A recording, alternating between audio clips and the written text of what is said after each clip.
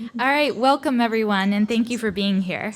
My name is Naomi Scheinerman, and I am an assistant professor of bioethics, a member of the Center for Ethics and Human Values Steering Committee, and this year's COMPAS coordinator. I'm delighted to welcome you to our second COMPAS panel of the year, Food as Animals. COMPAS, Conversations on Morality, Politics, and Society, is a year-long interdisciplinary university-wide program whose aim is to model civil and informed discourse on complex ethical challenges.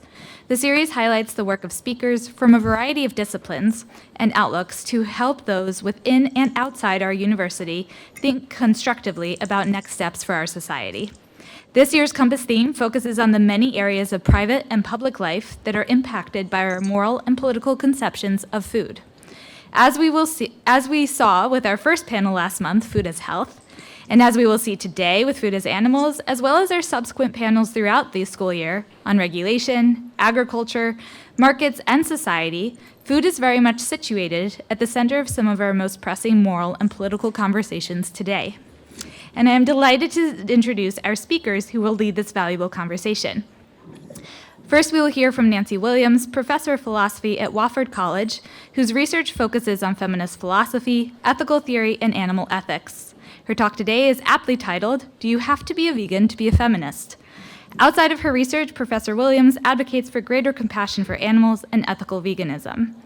Next, we will hear from Aaron Yarmel, who is the Associate Director of the Center for Ethics and Human Values here at OSU, where he leads efforts in dialogue facilitation and skill building, outreach, and the Ethos program as part of the university's Shared Values Initiative. His presentation today is entitled, "Animals Are Not Food." Outside of his research, Dr. Yarmel advocates for the interests of animals and has been a vegan for 12 years. Finally, we will hear from Douglas Jackson-Smith, professor and Kellogg Endowed Chair of Agroecosystem Management in the School of Natural Resources, also here at OSU, who employs a mixed methods approach drawn from sociology, geography, economics, and political science, as well as anthropology, to study structural determinants of social outcomes, sustainable agriculture systems, and frameworks for assessing effects of the food system. His presentation today is entitled, "Is Animal Agriculture Sustainable?" Outside of his research, Professor Jackson-Smith has raised sheep, chickens, and livestock guard dogs since the 1990s. After our three speakers will present, we will have a moderated conversation amongst the panelists, led by Catherine Joyce, the Center for Ethics and Human Values Civil Discourse Program Director, and one of my fellow coaches for OSU's Intercollegiate Ethics Bowl team. Dr. Joyce is a philosopher whose research primarily concerns the character of relationships among equals, egalitarian theories of social justice, and educational justice. Following that, we will have time for Q&A with all of you. When that time comes, we will ask that you line up at the side over there and wait to be called on by our moderator. And after the panel, we would love for you to return on November 14th for Food as Regulation. And with that, I'm delighted to hand it over to Nancy Williams.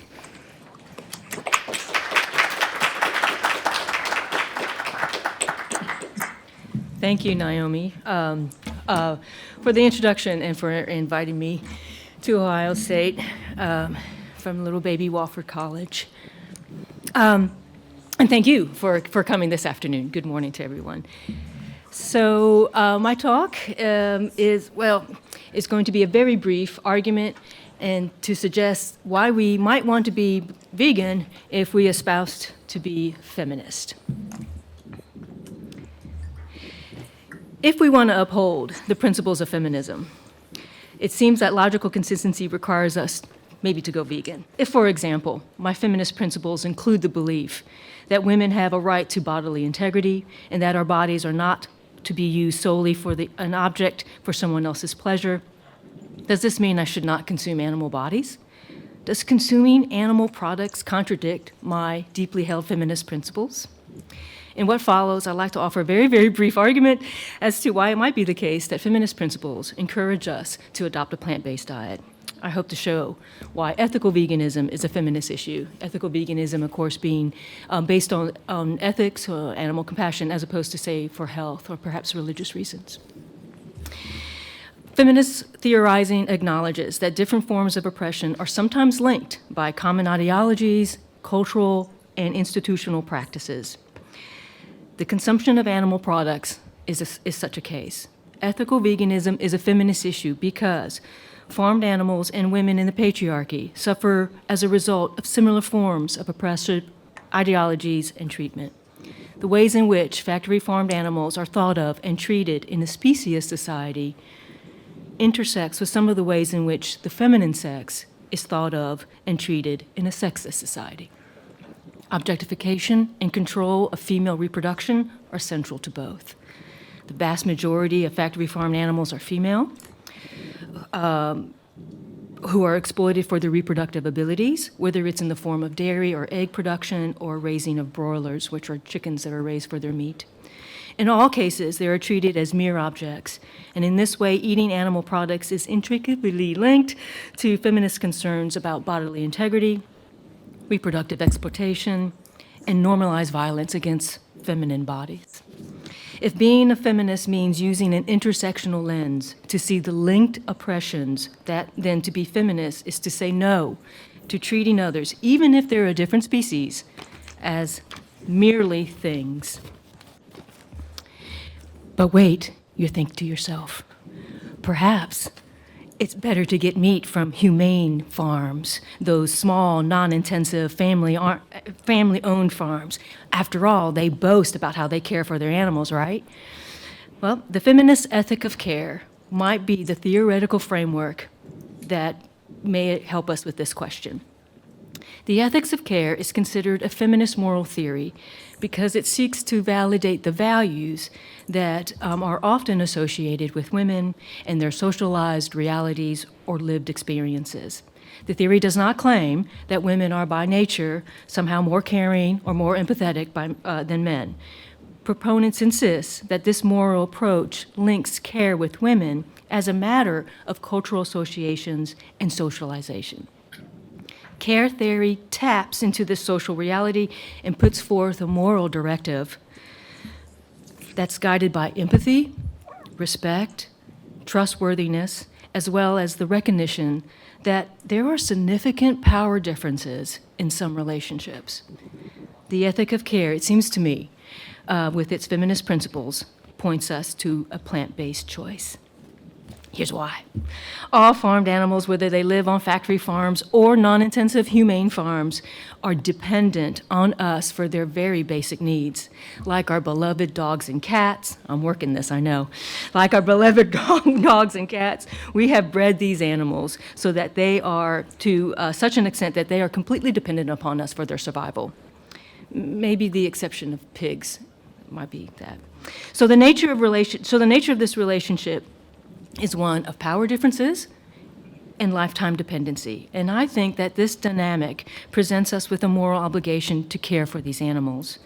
When we deliberately make others dependent on us, and we do this through forced reproduction, we then assume responsibility to attend to the very basic needs. And one of those basic needs is to avoid unnecessary suffering.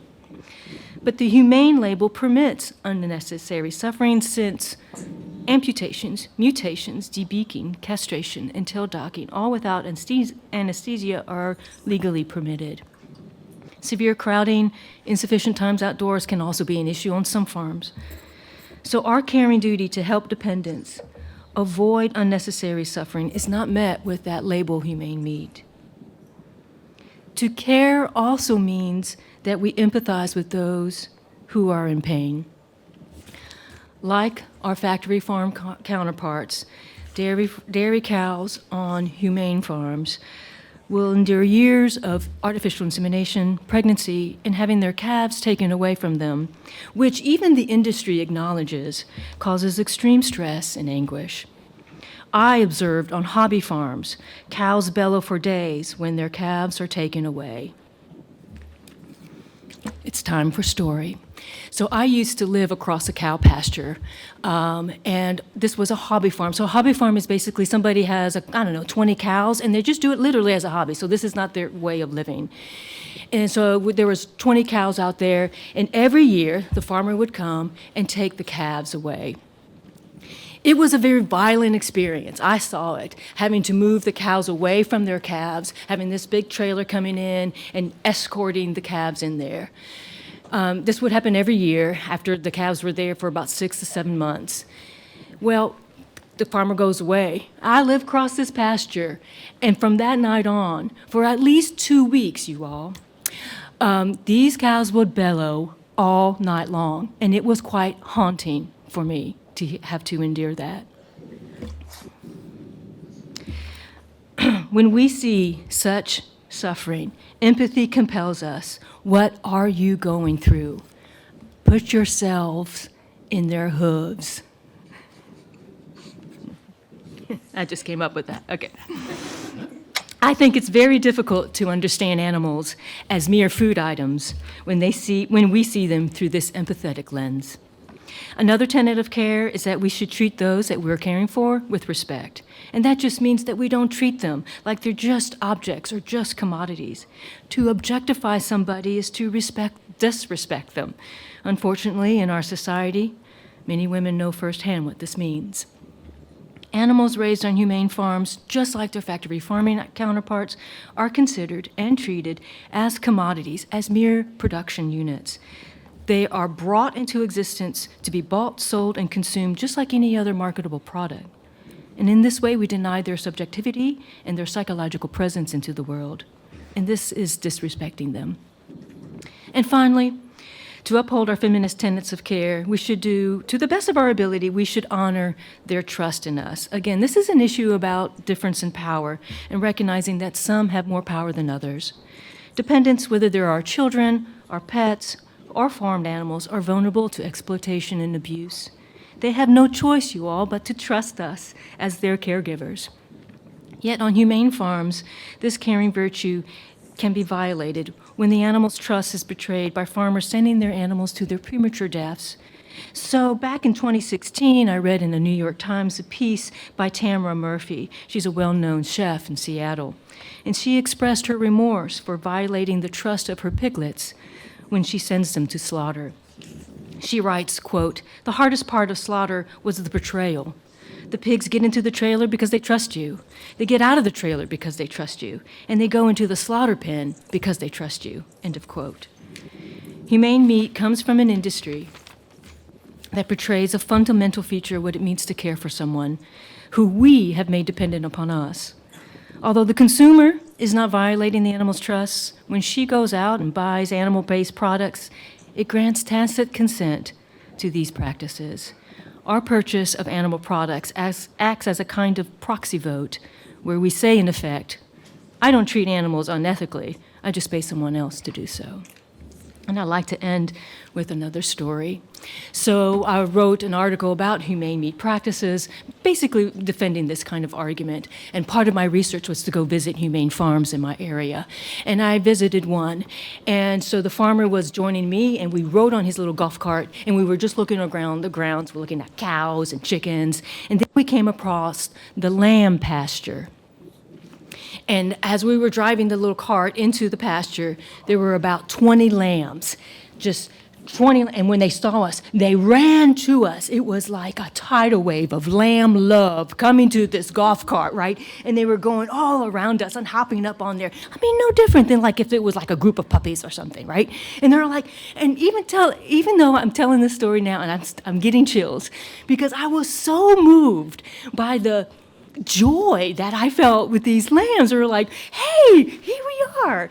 And I was like, I turned to the farmer and I said, oh my gosh, I just feel a wave of love and joy. It's just so cool. And he turns to me as if he was speaking about the weather and says, yeah, they'll be processed tomorrow. And for me, that was a moment, a very clear moment of how perhaps that lens through which he was seeing these 20 sentient happy beings through a different lens than I was. I was looking through empathy, respect, care. I saw them no different than our puppies, but he saw them as lamb chops. And for me, that was just sort of a crystallized moment in terms of how we might view animals differently based on perhaps our philosophical lens. Thank you.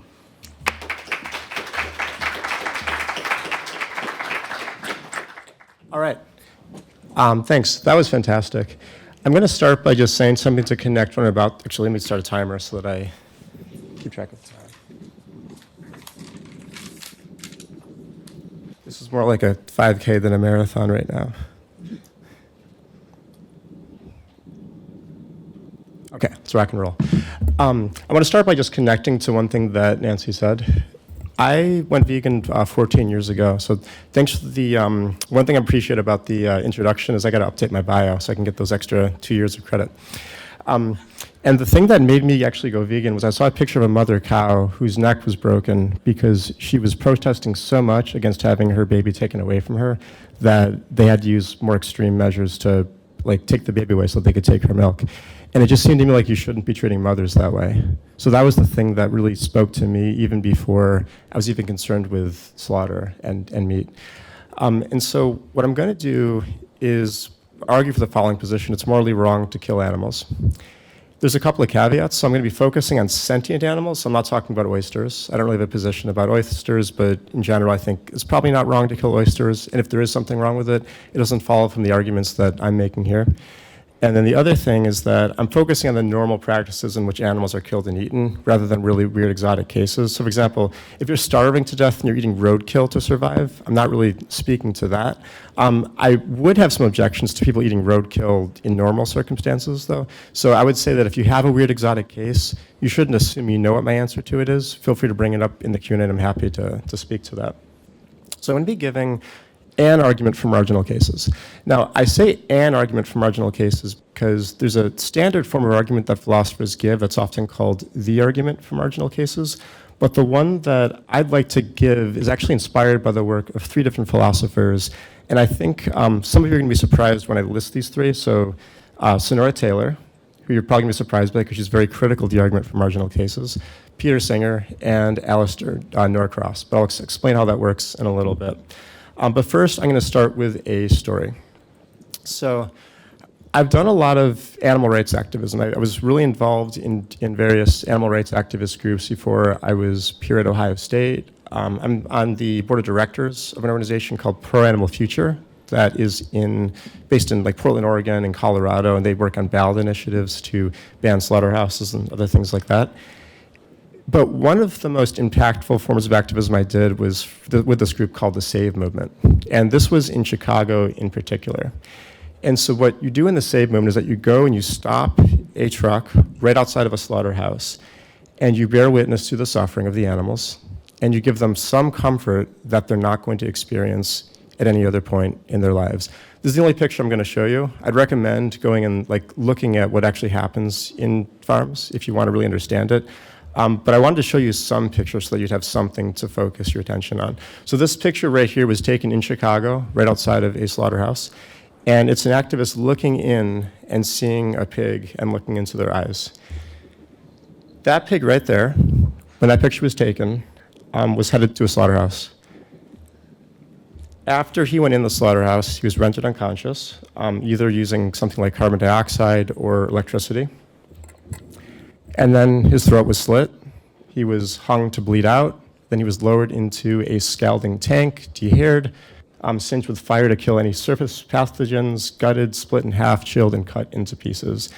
And that's if he was lucky, because a not insignificant number of pigs actually aren't successfully stunned throughout this first process, which means that they bleed out fully conscious. They might wake up during the bleeding out period, or they might just never actually go unconscious. Now, what's also important to know is that this pig was not someone who lived a full life. He was about 6 months old. And pigs can live 15 to 20 years old. And so what this means is that I want you to think about your dog or your cat when they were 6 months old. If you were talking about a dog, your dog lived a greater percentage of their natural life than this pig did, that pig right there, before he was slaughtered. Now, I saw this pig towards the end of his life. But we have to think about all the steps that led up to it. So a few days before he was born, the standard practice is that his mother would have been moved into what's called a farrowing crate. And this is a device that keeps her lying down so that her udders are exposed, and she's not able to nurture the piglets. They just come up and they can kind of suckle, but she's not able to move for a couple of weeks. That's a standard practice. It's outlawed in a couple of states. Actually, Ohio has a law in 2026 that's supposed to take effect that's going to take care of that here. In certain forms of organic farming, there's limitations as well. But the standard practice that the majority of pigs in this country face will involve farrowing crates. So that was a couple of weeks. Now, pig mothers, when they're given the ability to actually take care of their young, will build nests. They'll nurture their young. They'll respond to their signals and their calls. They'll, help them. They'll kind of socialize them into like rich family units. None of that was able to happen because a pig like this would have had his testicles cut off without any anesthetic after a couple of weeks. He would have also had his tail docked without any anesthetic.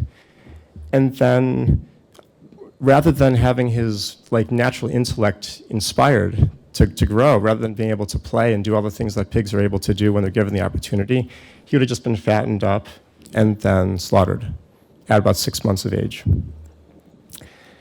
I took a look at the USDA National Agricultural Statistics Service website, and what I saw was that there's about 10 million pigs slaughtered every month so far in this year. And so that amounts to more than 120 million pigs a year just in the United States. There's a similar story I can tell about other animals in our food production system. So I could talk to you about cows, I could talk to you about chickens, but I'm just going to focus on pigs so that we could have a clear example. But feel free to ask about them in the Q&A. What I want to do now, though, is I want to talk about what I'm calling an argument for marginal cases. And clearly, it would be morally wrong to treat you the way that pigs are treated in our agricultural system. I don't think there's anybody in this room who would think that it's okay to treat any of you the way that I just described a pig being treated. But the question is, why? Why would it be wrong to treat you that way? Well, one answer you could give is that you are human. That's a clear answer that a lot of people give first. But the problem with this answer is that species membership just has no intrinsic moral significance. And I want to show you why I think we're all committed to that. If it turned out that rather than having human DNA, you had all the same feelings and all the same thoughts and beliefs and the same life experiences, but it just so happened that part of your creation involved being created through IVF, through kind of a weird IVF where there's some non-human DNA involved, or maybe it was synthesized DNA, I don't think that you would think that it was suddenly okay to treat you that way, simply because you were not part of the same species as me through an accident of your DNA. I think that when you really look inward and you think about the way that, what actually matters to you, it's not that your DNA is human. It has something to do with your experience of the world. And so when we really isolate simply the bare fact of species membership, abstracted from everything else, you can see that species membership itself just intuitively has no intrinsic moral significance. But we can talk about those other things. One thing you might say is that you can make sophisticated philosophical arguments, you can enjoy operas, you can write poetry, you can make art. There's all these wonderful things that only humans can do. The problem is, I imagine that a lot of you can't do these things. Some of you are probably business majors that really learned how to make good arguments. There's others of you who never, you're listening to Sabrina Carpenter, you never learned what good music actually sounds like. Some of you probably even like Adele, which really pisses me off. But the thing is, not everybody can do that. And those of you, and if you were to lose those abilities, if you were to have some kind of a significant cognitive impact to your brain, if you had some kind of a traumatic brain injury, I don't think then you would think that it was okay to do this. And it's certainly not okay to do the kind of treatment to pigs to people with significant intellectual disabilities from birth. And so that can't be the reason why it's not okay to treat you this way. So let's think about another one. You can use language to express your goals. So I can talk to you, you can articulate your goals, you can tell me what they are, you can think using language. It's such a powerful, important thing. But this can't also be the reason why it's wrong to treat you this way and why it's okay to treat pigs this way. And the reason is that there are plenty of people with significant intellectual disabilities who also can't use language to express your goals.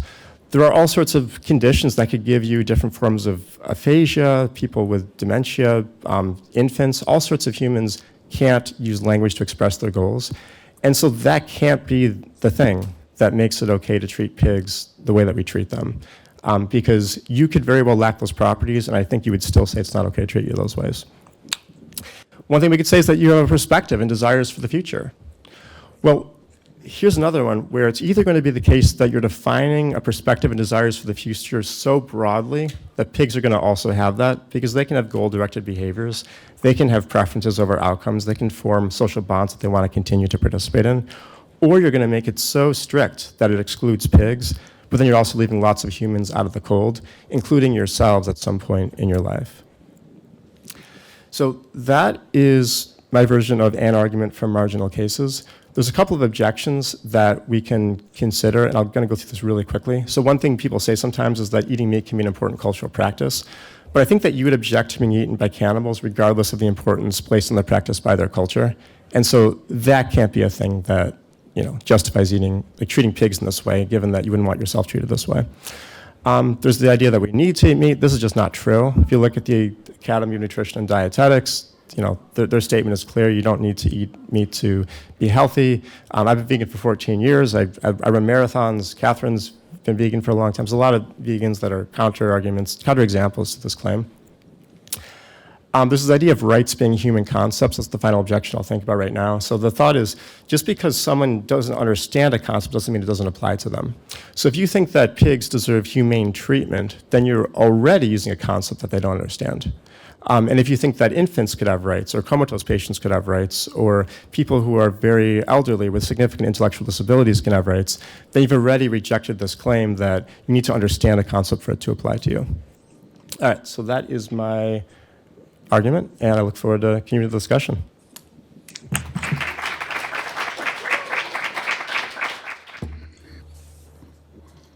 Well, I appreciate being invited, and I'm definitely going to be the anomaly in the room. Not a vegan, no vegans. One of my kids has been a vegan for a period of time. Was a vegetarian for a couple of years, and I might get into that in the Q&A. I don't have scripted on my talk. But as my intro's outlined, I'm a professor, I'm a rural sociologist, I study agricultural systems. I'm the director of a program called the Agroecosystem Management Program, and that's this big interdisciplinary project that's trying to look at agriculture as an ecosystem and how all the different parts of agricultural landscapes work. I bring the humans to those landscapes. A lot of agroecosystem people don't think about the people side, so I'm very interested in the human dimensions. But clearly a large part of a lot of agroecosystems are the animals and the livestock, both wildlife, but definitely domesticated livestock. I'm also, as my introduction pointed out, a livestock producer. So I'm, one of those day-to-day kind of people trying to examine the morality and ethics of the choices I make as a person I'm a hobbyist in the sense I don't depend on it for income, but I'm a serious, person who tries to do it in ways that are legitimate and in ways I think are good and best. And this is a picture from my farm yesterday morning. And so some of the intangibles of the experience of livestock production, both from the animals and from the humans involved, are the things that happen over the course of a year. And most of that course of the year is the rest of the production process that's not the termination of the animal when they reach slaughter, and your purpose of raising livestock is for that. It would be the only reason I would do it. And so there's a whole complexity to the arena. Now, I'm not a philosopher. I did take philosophy in college. I'm theory inclined and philosophically intrigued, but I'm not someone who can probably back up my philosophical stances authoritatively. But I will say this: I've learned enough about myself and ethics and morality in my work is that I'm very much a pragmatist. I'm interested and I'm very much a relativist. I have learned throughout I span a lot of very controversial topics in my career, in my personal life, and it's that relativism, that gray, that ambiguity that makes me very suspicious of moral absolute as a guidepost for how I live my life, how I encourage conversations to happen, because I find it makes it very difficult to find the nuance and complexity. And so I'm going to lay out nuance and complexity as opposed to, let's say, an alternative to the perspectives we just heard that's an absolute. And the questions I'm really asking are, can it be done? Can there be a reasonable stance in which animal agriculture can occur that is ethically at least defensible, or at least has a purpose? And what are the consequences of not having animals? So if we don't have animals in agriculture, what does that look like? What does the world look like? We're eaters, we're humans. For us to survive, we're voracious. We consume, we drove, we build, we have massive impacts on the world, and our eating is one of the ways in which our footprints are very large. And so if you don't eat animals, what does that mean in terms of the ethics of the choices you're making and the trade-offs involved? I will use, because I use it in class in my research, a lens of sustainability, and my take on sustainability is pretty specific. I mean, I view sustainability as multidimensional, so the environmental side in the animal arena gets a lot of attention, but the social and economic dimensions of the footprints agriculture has from a sustainability are also equally important to me. I preach to my students it's not black and white, that you can't have it all. There's no one way of having agriculture that hits on all the marks and is stellar across all sustainability. There's always trade-offs.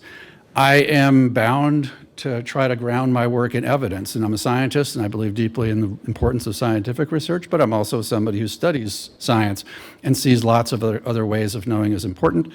And I ultimately believe that what is best is a value judgment. And so I'll stop here and say that I greatly respect an ethical stance that says I believe killing animals is wrong and therefore I don't eat meat. And that's, to me, a very valid way to make a decision about the consequences of the eating choices that you're making. I don't make that choice, and so I'm in this morass of how do I eat, what choices do I make, because I don't let that one decision, which I think is important, be the decision as to what other choices I make. And I'll just say, it goes without saying, a lot of the answers to me about the ethics, morality, but the sustainability footprint of agriculture depends. It depends on how it's done. In livestock, there's such a wide range of which things are done. Now, it's fair to say the lion's share, the overwhelming lion's share, the 90+%, depending on what you're talking about, of livestock production in our country is large-scale, confinement-based, factory farm to some extent, but I like the scale and the fact that animals are confined and produced, and the food you can buy, the meat you can buy in America at the grocery store, you can almost guarantee is coming from that system. I opt out of that system. So my ethical arguments are all going to be about what else can be done, and there's an awful lot of agriculture that even when animals end up at a feedlot, the rest of that production process is kind of important. And so a lot of our work is working with farmers in Ohio and across the region who are looking to explore how do you bring animals back into agriculture in ways that reintegrate crop and livestock production. And very much that often is an outdoor-based or kind of a grass-based or grazing-based approaches, which is kind of how it was done until the last 60 years. I'm going to give you very little data, but just one of the biggest arguments students that come into my class have about or are interested in about livestock is whether or not it's unacceptable from an environmental perspective. And that's usually based to them on greenhouse gases and climate change and carbon and water footprints. And there's overwhelming evidence that meat is a much more carbon and water intensive way of consuming food. And so if you can find if your issue is, and for many of my colleagues, the number one ethical, moral issue for them is climate change, and my students, eating meat can be quite problematic. Now, this would be looking through the lens of beef versus vegetables and wheat and rice as a greenhouse gas footprint per calorie. The livestock industry will point out, and I don't think it's invalid, that meat is a particular kind of food, and you could look at it pounds of product per calorie or footprint per other things. But the only reason to really get into meat in your diet, I think, at all is to think about protein and a lot of kinds of nutrients that you get very easily and efficiently by eating meat. And so the rise of people eating animals throughout human history has been because of the quality of that kind of food, and the quality is that kind of food. Can you get there in other ways? Absolutely. But what I'll get to at the end is what's the footprint of getting it there in other ways. It's also worth saying this conundrum I face is large-scale confinement agriculture in the United States versus these sort of less intensive, grazing-based, outdoor-based systems. The most climate impactful ways to raise livestock around the world are not confinement. Confinement is actually the best, absolute, most efficient way. If you only care about carbon, you should probably only eat meat, if you eat meat, produced in confinement, large-scale production. It's actually more complicated than that, but the way in which we look around the world, we know that actually the US system from that lens is a little bit different. But here's where I go with environment. The human crop production history, agriculture and human history throughout evolution has always had combinations of crops and livestock, and that integrated system had a lot of purposes. We've gotten very far away from it in the last 60, 70 years to where many of the, I'd say the weaknesses of our agricultural and food systems are because we don't have animals involved in any intimate way connected to livestock. The use of manure as a fertility source, we've replaced a lot of that with chemical fertilizer. It's the biggest carbon footprint in agriculture by far. A lot of that livestock footprint is because we're feeding crops raised with nitrogen fertilizer and then feeding animals that are confined. The role of perennial forages, hay and stuff, crops that are there for a long time in crop rotations, goes away when you get rid of livestock because there's no justification for having it. Using livestock to, use crops that otherwise can't be used. And compared to almost every cropping system we study, any other ways of producing just pure crops without animals, when you have animals involved in that system, you have lots of other environmental variables that are quite positively impacted. Soil quality, soil productivity and health, carbon sequestration, biodiversity, particularly livestock systems tend to promote landscapes that are highly biodiverse and resilience to the kind of increasing climate change. And so to me, when I talk with students, just through the environmental lens, I'm always quick to point out sort of the yin and the yang of livestock. It's more complicated than just the carbon traditional footprint, but thinking about it through a broader lens. From economics, livestock is produced on about half of American farms and provides about half of farm income, and so there's huge kind of economic and development and cultural connections to what livestock represents. Livestock production is concentrated on very large farms, but the overwhelming majority of farms that produce livestock are not those farms. So there's this huge social and economic dimension that's not the big system, but that I spend a lot of my time interacting with and dealing with. The commodity markets in the world are partly why livestock are produced the way they are, and it reflects the interests of consumers who are pursuing low-cost food and efficient food. And if the consumers begin to respond differently, you can begin to reward different kinds of livestock production. From a social sustainability point of view, I always look at what does it mean for farmers. Livestock are very much a huge part of why a lot of people do agriculture. It's a big part of why I don't do crop agriculture, but what I get from this as an individual, the quality of life that brings to me, the relationships me and my kids have with our animals is a big part of why we do it. From a farm worker perspective, depending on how you raise livestock, a lot of livestock production doesn't use much farm labor, but certainly in slaughterhouses and big, giant confinement farms, it's a major Achilles heel. But on the crop production side, there's huge labor issues and huge issues of well-being and the distribution of benefits. So if we move to a pure crop agriculture, we bring in a trade-off, I think, in terms of what the winners and losers. From a consumer point of view, and probably the last issue I'll talk about, is the affordability. Why is meat so widely eaten in the United States? It's because it's cheap, affordable, and convenient. As we've moved to a society with an awful lot of households that have single parents and working multiple jobs, those are the people who rely very heavily on convenient food. Moving to a vegan diet or moving to a vegetarian diet or moving to a less meat-based diet is tremendously an increase in hassle and inconvenience and expense. And it's just this reality of if we want to go down these roads, these are trade-offs we would have to encounter and address and think about. Again, for me, that just puts it into this weird relativistic calculus of the good, the bad, and the indifferent. And the animal welfare issues that have been raised, I think, are absolutely important. But in my experience, and certainly on my operation, which I can talk about, the animal, we do all sorts of things that are focused on positive relationships, positive experiences, amplifying natural behaviors. Understanding always, and I will never move away from this, that the reason I'm raising animals is for eventual slaughter and meat. I mean, that's why we have domestic livestock. I wouldn't have those animals otherwise. They're not pets to me. So what is best? It depends on our values. So how much do you value workers versus farmers versus consumers? How much do you value the environmental footprints of livestock versus the environmental footprints of commodity systems and farming that doesn't have livestock? What are the trade-offs in terms of the pros and cons of making different choices? I do think it is enormously important to be specific about how your livestock, if you think about livestock, are being raised. And there is a broad spectrum of livestock production systems, many of which I won't stand up here and spend a lot of time defending from an ethical and moral perspective, but recognizing that there are an awful lot of livestock producers and production systems that I think are very good. And once again, the ethical stance on killing animals can be can be the decider of where you stand on that. And it isn't for me, but I think it's very important to realize that. So that's what I got. Only. Thank you. There's so much there in those three talks that we could unpack.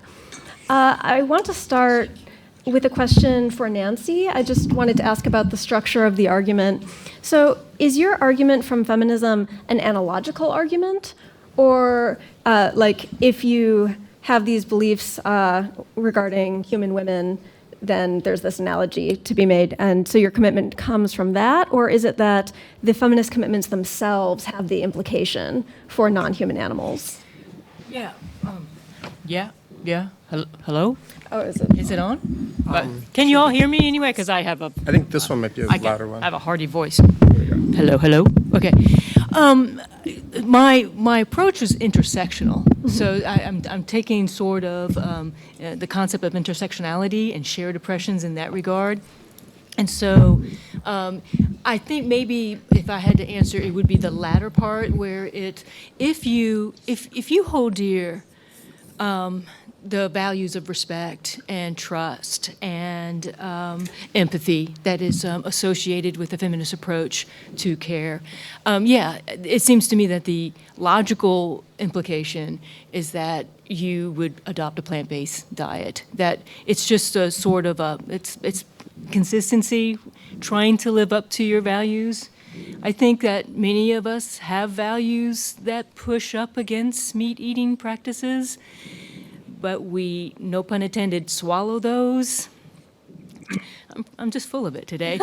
Swallow those because of social convention. But I think if those values were to always remain at the forefront of our decision making, I think we would be pressed to have a black bean burger for lunch today or something like that. So yeah, to answer your question, it's the latter. I think it's the implication. Okay, good. So the feminist commitments are related to ethics of care in a way that extends beyond like a critique of misogyny and implies care for all people or animals of all genders and sexes. Yes. Yeah. Okay. Yeah. Thank you for that Sure. clarification. So for both Erin and Nancy, I'm wondering, do your arguments imply that the interests of non-human animals should be weighed equally with human beings, or how do you think about what's justifiable in that respect? So I didn't defend an answer to, yeah, this is really a quiet microphone. If I do this, am I coming through at all? Okay, good. Okay, yeah, so I didn't take a specific position to that question here. My answer would be that we should treat like interests alike. So I don't think species membership has any intrinsic moral value. And so if the same harm causes the same amount of like disutility to a dog as it does to me, then it would be better. It's no different between me or the dog. Often when we're thinking about practical cases, that's just not the case. So for example, if you were to, suppose Catherine paid Sally $100 to punch me in the face, you could explain to me what this deal was, and I might be okay with it if I got a cut. So it would actually harm me less than if you were to go and punch my dog in the face for $100 because the dog isn't going to be able to understand what's going on. And so I really think we need to think carefully when we're thinking about actual concrete harms about who is actually going to be harmed more by it. But if you can give me a case where it's absolutely clear that the harm is equivalent, once we've done all the analysis that could possibly be needed to be done, in that case, I don't think that human interests matter more than non-human animals. But even if you do think that human interests matter more than non-human animals, I still think that the argument from marginal cases is going to work. Because unless you don't think that animal interests matter like at all, the sheer quantity of death and destruction going on here is going to outweigh the relatively unimportant gustatory pleasure that we get from animals. We don't need to eat them. There's really no good argument for why we would need to do this. So it is unnecessary suffering. I agree with my fellow vegan here. I would just add, just talking about in terms of interest, it just seems to me with regards to factory farming, where 95% of our animal products come from, that system is unsustainable. And if you just want to think about human interest, although I agree more so with Erin, if you just want to think about human interest, it just seems to me that given the science, it's not in our interest to maintain the level of meat that we consume. Since World War II, we've never consumed this much meat in human history. And if things don't change, this planet will continue to warm from the practices. So, yeah, I would say even if human interests were taking priority, I think we have an interest in modifying our diet. So both humans and non-human animals have interests in not eating meat or reducing meat. Well, one reason I'm curious about this, though, is the ethics of care framework. And so if I understand it correctly, and there are different ways to understand it, of course, but we have duties of care that come from relationships that we're in. And so humans might have duties of care to a much broader group of people than they do to animals. And of course, that doesn't mean they have no duties. But does the ethics of care framework give us stronger duties or duties to weigh the interests of humans we have relationships with and animals we have relationships with over those that we don't? This is a great question, something that's kind of hovering over when I was writing this article several years ago. And that's why I mentioned a little bit about the consumer and the relationship the consumer has with the product, right? Because the consumers have nothing to do with the actual production of it. And so, but I want to think of care ethics. I want it to be broader than just our interpersonal relationship. I'd like for it to be associated with matters of justice. Like, let's get it out of the private domestic sphere, if you will, speaking of feminism, and get it out into the public way of thinking about our lives. And if we say we care for animals, and it seems to me, on my experience, most of us do. If we say that, it just seems that that notion of care needs to extend just beyond our immediacy, our dogs, our cats, our families, and to the political, public justice realm. So I want to push that boundary, and I'm not alone in that, to push the care ethics beyond just our immediacy, especially given the nature of power that's going on here in these relationships. It's so cool to have a utilitarian argument and an ethics of care argument for the same conclusion. I think that's really interesting. Yeah. I want to bring Doug in and just ask, so Doug, you mentioned relationships that you and your family have with your animals. Mm-hmm. And are these animals that are going to be food at some point? The question just is, in your experience, are there ways of having relationships with animals that are going to be food that are not exploitative or don't have these bad features that Aaron and Nancy both talked about? Absolutely, and I think, can you hear that? We care deeply about our animals. We really respect and have I think the duty of care, the ethics of care are very essential to me. And I think for almost all the farmers, I've run into farmers that aren't that way, but almost everybody, I think, who raises livestock, especially those who interact with their livestock personally, if they've got that kind of relationship, that relationship and that respect and the desire to do right by those animals and to treat them in humane ways or ways that we think can relieve unnecessary suffering. But always under that surface is the knowledge that these are animals that are only there because of their food production potential. I wouldn't raise sheep as pets. I'm not a 4-H or show person. It's very much part of acquiring, or it's a production system for me to be able to sustain life and provide food to the world.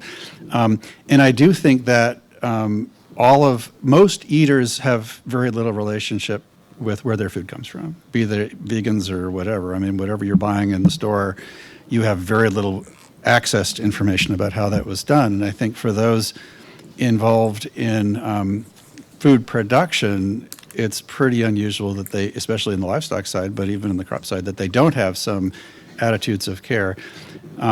I do think I tried to talk a little bit about it. The holistic way I think about this is also care for the ecosystem and care for the environment. And I think I didn't talk about it, but in my place, we have 50 acres. Half of it is used for the livestock. It's all pasture and hay. It's a wildly biodiverse, interesting space. The other half is actually used for kind of more nature preservation, which is, you could argue all the place could be. It's not land that's suited for crop production. So if we weren't doing this, people have farmed it, but it would be a terrible idea to farm it. It's hilly, it's not set, it wouldn't be responsible. And I look across the road at all the crop production that's there, and they spray all the insects, they have monocultures of crops. They get rid of all the wildlife habitat. Their, cropping production systems, generally speaking, I feel like, from not just the livestock, but from a holistic, view of all of nature and animals and wildlife, and what I'm doing feels like the right thing, right? So to me, it feels like I'm raising food in a way that is, on balance, to me, good. Recognizing that, my livestock with whom I have relationships are there that are going to be killed for meat. And it's a not simple, straightforward, heartless, like I have feelings about that. But I know that going into it, and it's a reality that's the point of domestic livestock, and it always has been for even the hunter-gatherers and so forth, that killing is a big part. I was a vegetarian for 2 years, and I'll tell you why. I was an urban kid, didn't know anything about food, went to college, this really weird college in the California desert, on a working cattle ranch. I was an urban environmentalist. I thought public lands grazers in the West were the root of all evil. Absolutely. And I get out there and have to get thrown in, and the students run this ranch and interact with ranchers, and it totally blew my world up and complicated it, because the ranchers, they weren't perfect, but they weren't unilaterally bad people doing terrible things.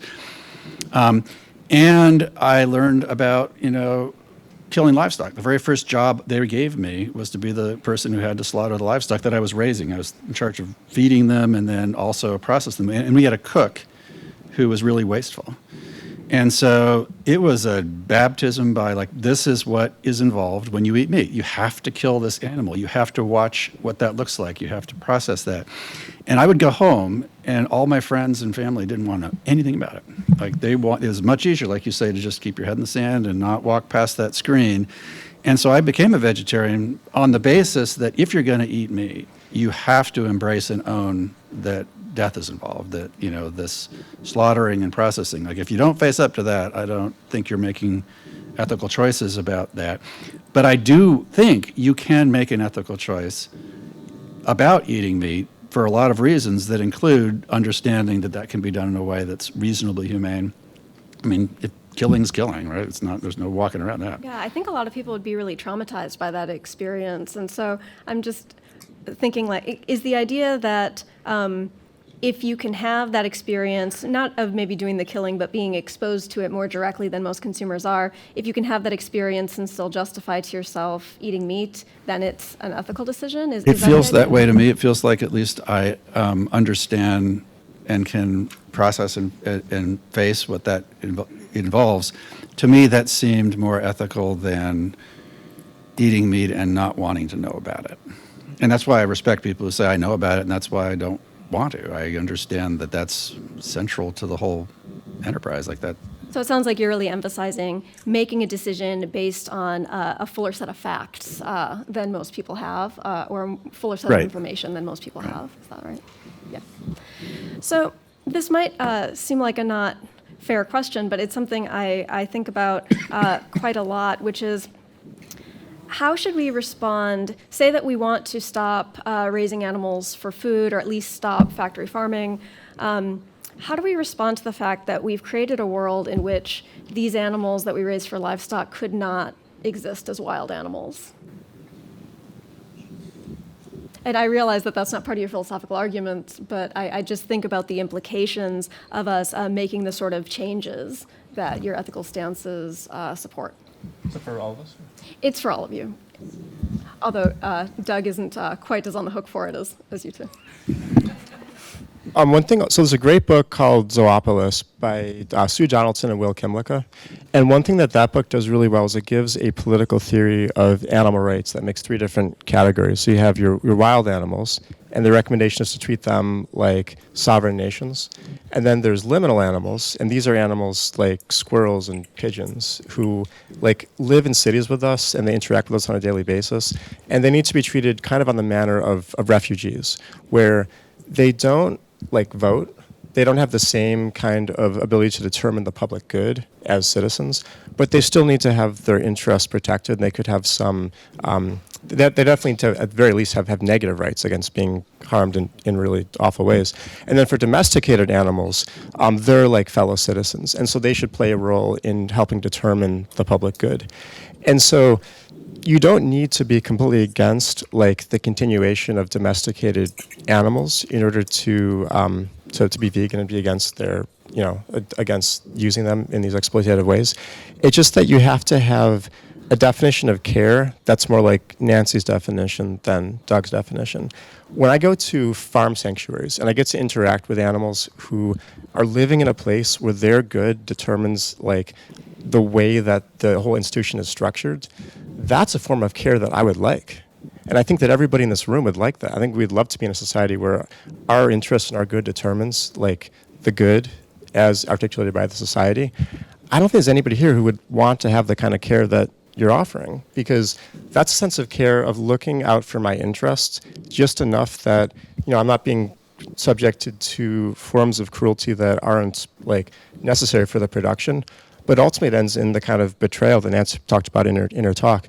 And so I think what I'm advocating for would be a society grounded in Donaldson and Kimlicka's political theory of animal rights that would give different like types of rights to different types of animals, but that's characterized ultimately with a form of care that of the sort that you're articulating. Mm-hmm. I thought that was a wonderful response. Just to be clear, is your question related to the question I often get from students, what are we going to do with all the animals if we all go vegan tomorrow? It's not that kind of question, is it? Or is it related to that? I'm thinking more about the fact that we have structured our world in this way where the livestock animals, we don't, like, would we have to create wild spaces where these animals could live? The domesticated ones is what you're asking about. Oh, yeah. yeah. Where did they go? Yeah. Yeah, I mean, my response would be that I will leave this earth, and probably the majority of people will still be eating animals. I mean, this is a powerful force that you and I are working up against. To me, I envision a gradual change. Major changes like food consumption is going to take some time. And the market is very responsive and very sensitive to demand. So demand shares have dropped 10%. They're going to wake up, right? Tyson's going to wake up and like, whoa, Smithfield's going to wake up. And so it seems to me that gradually we will, if my dream comes true, this will be a gradual, it could be 100 years from now. But if consumers pull back, companies will listen. They will respond. And so I don't think it will be a case of, oh my God, here's 20,000 chickens that we're going to let out of the hen, right? It's going to be, because we control the reproduction, right? We control that. And so I think that happened, you might be better on this, Doug, with me. Didn't that happen with veal production? There was a demand, it lowered in veal production. I think that was one example of how, yeah. So there could be wild spaces. We would have to reintroduce predators and things like that, and so the food chain could be restored. But those are things that could happen gradually over time. Is the thought? Oh, I see what you're saying. Yeah. Yeah, it depends on our urban spaces, though. I mean, we got urban sprawl, and I forgot about that philosophy, that book about refugees, right? They have nowhere to go. So we're still, there are other forces at work that press up against animal existence. I have just one more question for all of you, and it comes back to this, these issues of justice and how those come into contact with the ethical issues. So, Doug, you were talking about some of the economic considerations about the affordability of meat and how that's a cheap source of nutrition for a lot of people.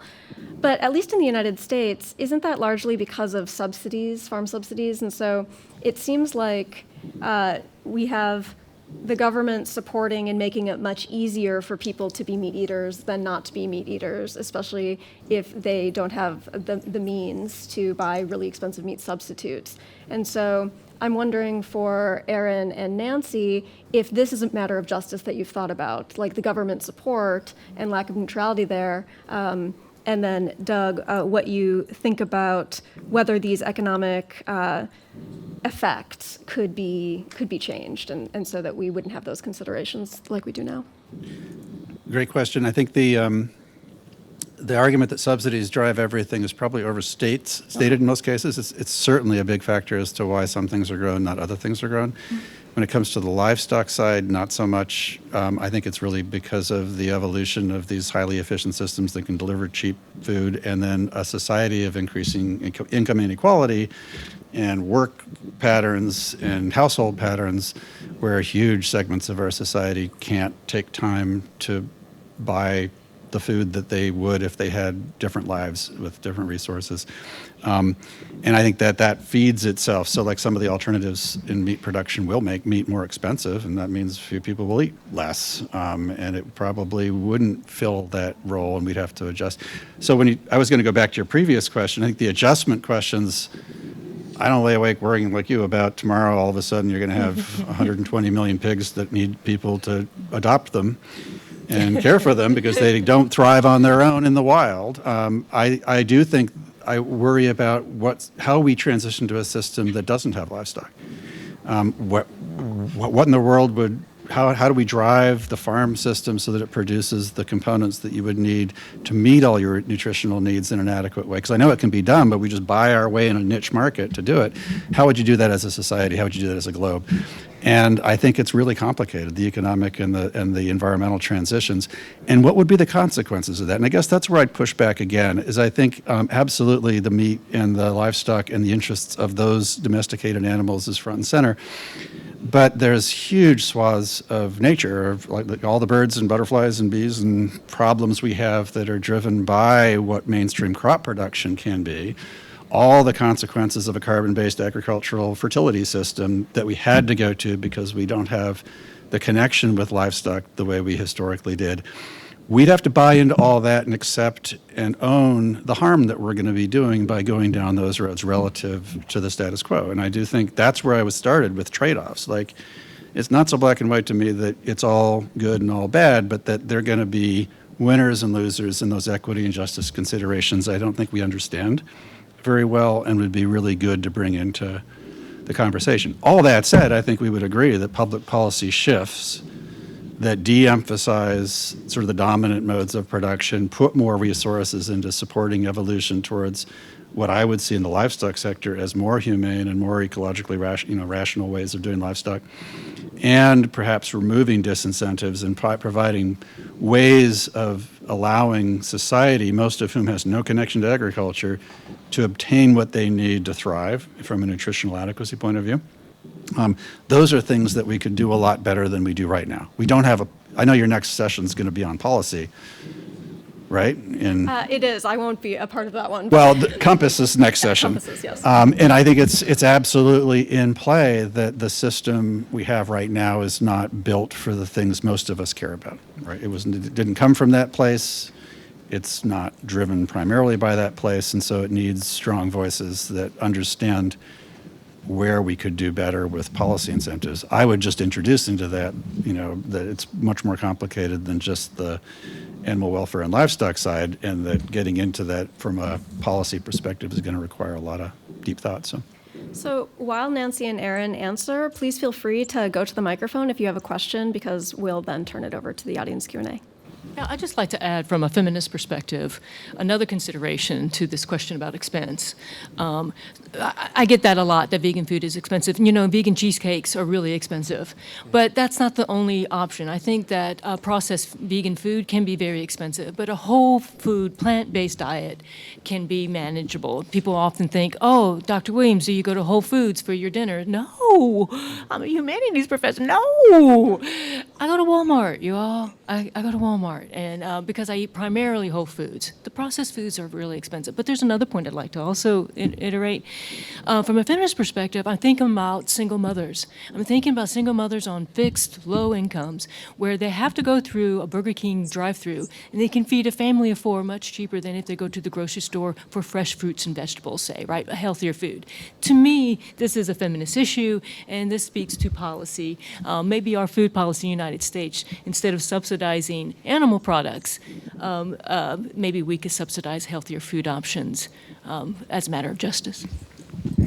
I'll just quickly note one point of agreement with Doug and one point of agreement with Nancy. I think that one thing that does get overstated sometimes when people advocate for veganism is that we'll think that there's no cruelty in our food production. I mean, there certainly isn't in crop production. I mean, if you go and you look at the way that fields are plowed, you see like field mice being killed. You think about pesticides. What I would say, though, is that you have to, if we're thinking about decreasing the number of crops being used, just based on considerations of the biomass pyramid, it's way better to shift to a vegan diet than it is to feed all of those crops through animals first. And so I think the solution that I'm advocating for would be one that's actually moving away from monoculture and away from like these massive fields where we're growing tons and tons of soy and corn. It's not doing away with it completely. And it's also, like, I'm also acknowledging that there are certain places that are like where you can't really grow crops. And in those particular places, if your goal is to exploit every single ounce of calories out of every single part of the land, there might be some places where you can't grow crops, but you could have some grazing animals. But I don't think that should be our goal. I think that our goal shouldn't simply be to exploit as much of the land as possible. That's not what you argued for, but I'm just saying I agree with you. I think that there can be some times where there still is some cruelty, but when we're thinking about trade-offs, I think that the balance of trade-offs prefers the vegan diet, not the animal diet, because of the fact that we're growing fewer crops to filter them through animal bodies before we eat them. And then I totally agree with the justice framing that you were offering. It is a huge injustice that people aren't able to buy healthy foods because of the way that we have our system set up. I think subsidies are a problem. I think they do get overstated sometimes. And that absolutely needs to be fixed as well. Great. Let's go ahead and take questions from the audience. Thank you so much. So this was amazing. A lot of things to think about. I guess my question is for Doug, and like maybe you've said what you want to say about this stuff, but the thing I was sort of interested in is that it does seem like you think there's like lots of gray areas and people can come down reasonably in different ways, but you've definitely come down in a particular place. And I was sort of struck, given the kinds of considerations that you offered, that's where you came down. Like it looked like one thing you get out of the kind of small-scale agriculture that it seems like you endorse is you get potential for manure production, for example, which can then create a more sustainable crop production system or support it in some way. And you maybe get less cruelty to animals than certainly in a concentrated animal feeding operation type structure. But a lot of the other stuff, it seems like we don't get. Like it looks like we get like worse climate outcomes by your attestation. It looks like you're going to get like much more expensive protein calories than like. It looks like you're going to have much higher land footprint need, right? Like one of the amazing things about concentrated animal feeding operations, you get like, per acre, you get a lot of food protein getting produced. And so I just wanted to just sort of hear you say a little bit about how you think about the balance of those things. And again, I'm not asking you to say this is like the one right answer, but I just wanted to get some sort of insight into how you thought about how those things weighed against each other. Good. Well, the premise of your question is fantastic because it is very much like what are the trade-offs involved. And so I don't think the way I do it is like a perfect way that's universally good and everyone has to do this way. But I do think on balance, the way in which we're producing food and putting it into the food system and interacting with our animals and interacting with our land and the things around us works really well for me as a reasonable set of choices and balances. The cost is a really important weakness, I think, that I can't produce as efficiently as people who are going to produce differently. Until everybody's like me, just like until everybody's a vegan, I'm not going to worry about that. Like, I think there are ways in which I can meet people's needs and provide food that's high quality and has a good footprint. Now, then I didn't have time. This isn't the time or place for it. There's a lot of richness in understanding the carbon footprint of agriculture. The easily accessed and widely cited and heavily used science that's out there about livestock agriculture is very much focused only on the confinement system. And so all those data are not my system. And there are some ways in which you can produce in a non-confinement system, which is how it's done a lot around the world, that are very low productivity and very high carbon footprint.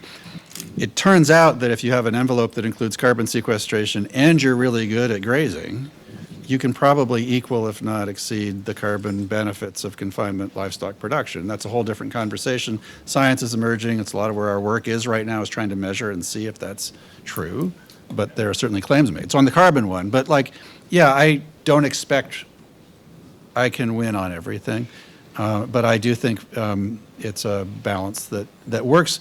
It would be nice if a far larger percentage of our landscape involved livestock that way as opposed to how we involve livestock now. And it would probably have, far fewer livestock involved, and I'm not opposed to eating a lot less meat or having meat be a more thoughtful and conscientious part of people's diets. But I'm not getting rid of meat. So. Thank you. I've really enjoyed hearing from all of you. I have a sort of clarifying question about the philosophical ethics of veganism that you're talking about today. Is it that killing animals is wrong, or that raising animals to kill them is wrong? Because I feel like a lot of the arguments that I heard today are specifically related to sort of agricultural, pastoral or confinement types of agriculture. And so philosophically, how does that ethic apply to, say, hunting? Or even if we think about like indigenous communities' practices of like hunting buffalo on the plains, or like some communities that now have, like herds that are not really confined in like a traditional ranching type of way, but are there for consumption. And I ask that because when we think about humans and animals as being equal, but obviously not the same, I don't know of any other omnivorous animals that consciously decide not to consume other animals. And so is it the consumption and the killing itself that is wrong? And if so, what is different about people eating animals as opposed to other animals eating other animals to you? I'll go first, but I'll be brief so make sure. So, yeah, that's a great question. Thank you. I think philosophically, the question is, why do we kill them? Okay, so I don't think killing inherently is something immoral. I know, I'm sure I share with you that sometimes killing an animal is an act of love and compassion. So it's not just the killing, but it's why. So there's that philosophy. Why do we do that? And ultimately, it seems to me that it cuts down to the basic principle of unnecessary killing. If we don't have to kill these animals, and under normal situations and conditions, we don't. Eating meat, for the most part, is a choice. So given that choice, we need to ask ourselves, why am I killing this animal? And I think that's really the fundamental part. Does it violate a basic moral tenet of unnecessary killing? With regards to hunting, I get that a lot too. People say it's okay to hunt as long as you eat all the animal. I can't tell you how many times I've heard that. So, but again, the question is it unnecessary to hunt that animal? And this gets more complicated with hunting, but that's what it ultimately comes down there. Is this about sport when it comes to hunting? Is this about putting the antlers on your wall kind of thing? So why? So that's the philosophical dimension, is why do we kill these animals? And to me, the intent, the way of thinking is what's morally relevant. I think I largely agree. So I don't think there's anything intrinsically wrong with killing an animal or killing a human. I think that there are plenty of cases where, like, mercy killings are okay, euthanasia. The thing that I'm saying is wrong is the practice as it exists today of raising animals, killing them, eating, like that whole thing. When it comes to other omnivorous species not making ethical decisions, I think that you're absolutely right. That's what's exciting about being human. We're able to actually do ethics. Like, lions will kill and eat the cubs of other lions. We don't do that. Chimpanzees are horrible to other chimpanzees. We don't do that either. And so I think that if you want to celebrate the fact that we don't murder, or we have rules against like sexual assault and all these things that are horrible, it shouldn't surprise us that we also have the ability to act ethically when it comes to other animals, even though other animals who are omnivorous don't do that. I would say that sometimes when we talk about animals being equal to humans, I certainly think that we should have equal consideration of interest regardless of who that is. But I want to recommend just not getting hung up on that, because you can think that humans have more moral value than non-human animals and still agree with what Nancy and I are putting forward largely, because you could still think that you have a duty of care. to somebody, even if they have less status than you, you could still think that their interest to live and to not suffer this horrific death matter and to not be betrayed matter, even if they're treated well, more than the gustatory pleasure that we get from eating them. So you don't have to go. And then for the question of hunting, there's some interesting cases that I think are actually hard. So for example, elephant management in certain parts of, I believe, Kenya, actually raised some tough questions that I don't know the answers to. But when it comes to the general practice of hunting, I think a lot about whether what we're doing is reinforcing or challenging speciesist norms. So whether what we're doing is challenging or supporting these norms that say that the interests of non-human animals are just freely violable whenever it's the case that we think we can get some trivial benefit from it. And what I worry about is that hunting does that. Even if you think the benefit is significant, it's still the case that the harm to the animal is more harmful than what we're getting from it. And I would extend that to indigenous communities. In the example of the bison or the buffalo, we tend to romanticize some of that, but there were some horrific environmental atrocities committed when buffalo and bison were hunted unsustainably. And so I think that it's important to not overly romanticize things that indigenous communities are doing and think about the perspective of the victim of the practice and also think really critically about the environmental impact of them. Yeah. Hello. So I have a bit of a reflection and then maybe half a question in there. So I stopped eating animals and animal products 12 years ago and was completely compelled by the health side of it. That was my motivation, just very compelled by the science that animals are a really detrimental source of fuel for humans. But along the way, the ethical arguments have become very attractive to me as well. And so my partner, who is omnivorous, right, he eats meat. A couple of years ago, him and his roommate took in some stray cats from the street, and apparently they saw the mom die. And so I wasn't too happy about this because I thought, one day him and I live together, where are these cats going to go? And so I'm kind of asking him his motivation. He said, how could he let these kittens suffer, right? He had to take them in, and I couldn't help but say, well, how do you explain the choices you make on your plate, every day and the meat you're eating? And totally stunned him. He didn't know how to answer. So, that's a pretty common thing that comes up, right? You see the poster of the cow and the dog, right? The cow is food, the dog is friend. And even you went through the exercise, Aaron, in your presentation, why is it okay to do this to pigs but not humans? And I think it gets even more nuanced and maybe even harder question to answer when you say, why is this okay to do this to pigs but not cats? And so, I don't know, that was just kind of the reflection. I don't know, this disconnect, why it's so hard for people to kind of put on the same plane dogs and cats versus the foods that they choose to eat. Yeah. My students bring this up a lot, and they kind of are hard on themselves when they realize the ethics that are associated with meat eating and ethical veganism. And I do try to tell them, look, be compassionate with yourself. We're all inconsistent on some level on a variety of issues. It's just the messiness of being humans. But it is a powerful cognitive dissonance, isn't it? That, how is this happening? It's a kind of willful ignorance, right? I don't want to know where my chicken sandwich comes from. And I think that social pressure to be a meat eater is something to be notable. It's something to be noteworthy, because it's a lot of pressure for us to be normal kind of thing, right? I would just say that kind of inconsistency, I think, is, maybe a moral light bulb that lights up and asks us to think more carefully about our actions. In addition to cognitive dissonance, another relevant psychological mechanism is something called moral licensing.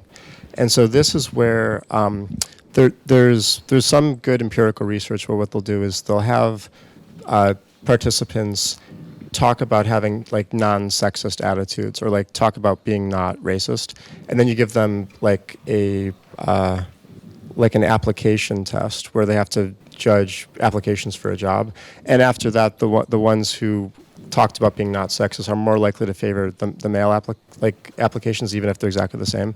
This has been studied in environmentalism as well. So you get people to talk about the value of environmentalism, they're more likely to litter afterwards. And so one reason why I think the whole humane meat stuff is a real problem. And also why it can be a problem to pat yourself on the back for being nice to the animals immediately in your vicinity is that it makes you think, it makes you have this identity of I'm an animal lover. I care about animals. So then when you go and you do bad stuff, it becomes less salient for you. It does less to actually give you those feelings of guilt because you've put this buffer around yourself through this moral licensing effect. And I think what we need to do is to just always remind ourselves that there's more we need to be doing. I try to tell myself that as well. I think that if you're vegan, you've been vegan for a long time, you can't let that just pat yourself on the back and think, okay, I'm doing everything I need to do. I need to ask myself, what am I actually doing to help with food systems? What am I actually doing to help people actually get access to food? Am I spending time actually advocating for animals or just buying different stuff in the grocery store? You know, and so moral licensing can affect everybody. I think it's a good invitation for everyone to kind of do an audit and think about what we've been excusing ourselves for, myself included. So thank you. Thank you. I will say that sometimes I like have a bottle of water and I'll say, well, I'm vegan, so I can, I could have a plastic bottle. If I could just jump in on this as well. I mean, so my take would be different. I mean, I don't think I am suppressing my feelings about animal cruelty because I'm doing good to my animals around me. I have pets as well as livestock, and those are important distinctions to me, but I feel like for the most part, the philosophy of care and feelings I have towards them are not all that different. And I think where I would go is not just cognitive dissonance, but cognitive or moral ambiguity, that as I've gotten older, as I've studied things, I find it's really hard to have moral clarity as you bring more information and complexity to that position. And so it's if your sole decision is about animals and animal welfare and animal rights and animal treatment, and you can develop a moral paradigm and a set of decision guides about what we should spend our time doing every day, and all of our decisions should be guided by this moral imperative, I think it's easier than when you're bringing into that conversation other competing concerns that are also ethical and moral but might not be along that line. And I think that's where I get confused and complicated, and I don't think I'm perfect in terms of my ethical choices, but I do think all of us consistently live our lives in ways that are morally complex and not always good on every dimension. And so your partner and you both fail, and it's not that inconsistency isn't fundamentally a human failure if you view it through that broader lens to me, right? That's kind of part and parcel of sorting out where we draw our lines in the gray, because I'm a person who wears the gray, I guess. But thinks of that world, you still strive to do right. You still strive to find the right choices and do the best you can with your life. And if you don't, then you're at fault. But you sound like somebody who very much is self-conscious and thinking about those choices. In this room, I'd be surprised if many came to this who aren't. But that's where I really want to go, is like, how do we think deeply about this? How do we bring information to those discussions? How do we begin to see where those trade-offs and complexities are, but still embrace the goal of trying to get the right thing for us? Yeah. Thank you. Good. We have 5 minutes and 3 more questions, so I'm going to ask that we take all the questions and then the speakers be very brief in your comments. All right, so mine's just for Doug. So for you, as far as the cost analysis, as a person who lost their job like in February, it's actually cheaper for me to be vegan because I bought like chickpea bags and I just make my own tofu, and then Whole Foods, as Nancy was saying. And remembering when I used to eat meat, it cost so much more because also the expiration dates and across that. So I just wondered like where you're getting your data from, like what are they saying as far as cost analysis, and when was that study done? Good. I'll get to that, but let's get those two and then. Oh, okay. Yeah. Yeah, thank you everyone for a fascinating discussion today.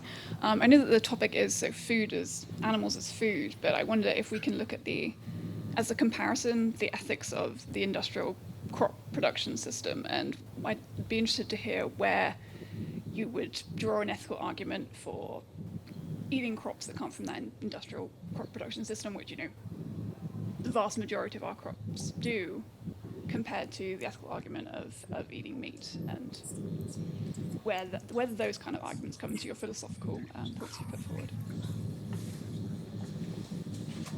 Yeah, so thank you so much for this lovely panel. I really like the sort of constellation of these points. I think in many ways we were thinking about what our general commitments are and how those general commitments might imply something about this specific case, thinking also about our general commitments to animals and what that might imply for this specific case of food that comes from animals, and then also thinking about the systems in which we are embedded, the world as it is, moving us a little bit away from the ideal context to think about the non-ideal world and how to make good choices under those circumstances. So my question is a little bit sort of tangential, which is I'm curious about whether your views shift when we talk about lab-grown meat for consumption, right? So you could imagine that some of the arguments about killing animals don't quite work in the same way. Some of the arguments about the cost sort of pan out differently.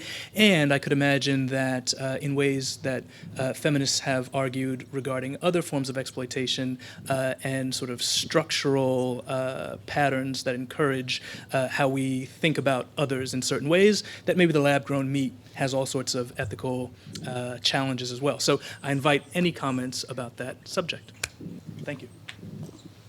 I'll just quickly address yours, and we can have a conversation afterwards, or if you want to follow up later. But the way in which most people consume meat is very much what Nancy's talking about. In other words, in society right now, if you're time stressed, working jobs, don't have time to cook or prepare or shop, and many people consume a lot of their food away from the house, it turns out that meat-based diets are a lot easier to fill, and it's a lot cheaper. And that's the way the system is kind of functioning right now. Now, if you're able to shop and cook and process and know how to do all that stuff, which a lot of the society doesn't do, I agree. You can save money, especially if you're buying the meat that I sell and buy, which is not cheap. And I'm very aware of and know exactly where when I eat meat, I know where it's coming from, and that's kind of by design. But yeah, that's kind of the essence of where the data come from, but it's a real thing right now that meat is quite affordable in general compared to where you can also source, especially processed food products. If you're buying whole bags of beans and cooking them yourselves and processing them into food, that's great. That's the way a lot of it could happen, but most people right now wouldn't be able to do that or know where to start. Now, we could gravitate that way. That's absolutely a way of reconciling some of these tensions. We're not sick peas cans. So we can't do any follow-up. Just 1 minute for each of you, and then we have to wrap up. Sorry. I'm just saying you can put beans and rice in a little stew pot and just press on. I'm just saying. Okay, real quick to the grain question. I think being vegan is not about being perfect. I don't think that we have. I think we have a carbon footprint, and so we just try to do the most good. And look, some of the products that I buy, say silk, non-dairy products, are owned by companies that actually have their hands in factory farming. So I just want to say, I would just say that our diet, our ethic is not about perfection. It's just trying to live in accordance to our values to the best of our ability. And then with regards to lab-grown meat, I think that is a step in the right direction in terms of environmental impact. But then if you want to hear about some criticisms, because, you know, philosophers, we like to bring up problems, one of them would be that, I mean, it's still got saturated fat, right? It's still, one could argue, a unhealthy product in terms of that, cholesterol and saturated fat. And then there's this kind of fringe feminist argument that the industry is propelled by white, college-educated boys looking to create demand, and therefore just still normalizing the eating of bodies, right? It still normalizes that. And so there's that one critic.